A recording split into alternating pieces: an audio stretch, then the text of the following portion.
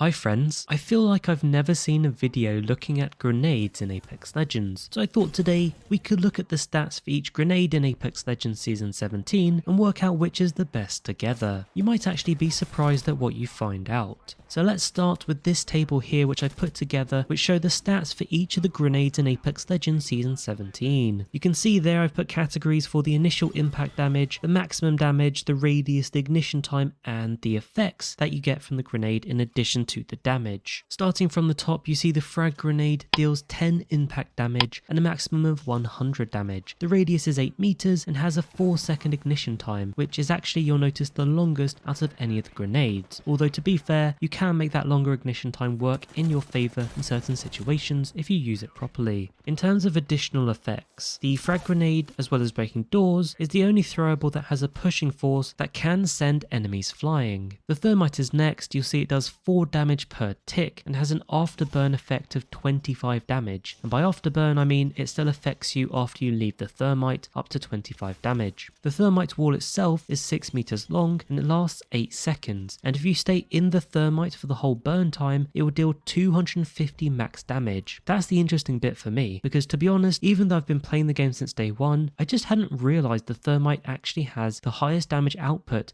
out of any of the grenades. Although to be fair, I guess it's true that most people won't just be standing in the thermite for the whole time. In general, people have the sense to move out of the thermite, so it's more than likely you'll probably do 25 to 30 damage in reality. By the way, one useful thing I learnt while testing the damage for the thermite, which turns into a useful tip you can use, is that if you pop a battery while standing in a thermite, you can actually survive the whole thermite damage, and that basically means you don't need to move out of the thermite. And that's useful to know if, let's say, you're in a situation where you're behind a small amount of cover and moving out of the cover and out of the thermite would leave you open to enemies killing you, probably in something like an end zone. Then you can use this tip to know that if you pop a battery, you can basically just stand in the thermite and take the damage. And the reason I shared this tip is because often when someone throws a thermite, people start panicking and then running around like headless chickens. So with this knowledge, you should be able to cope better and panic less when a thermite is thrown at you. In terms of extra effects of the thermite, in addition to that afterburn effect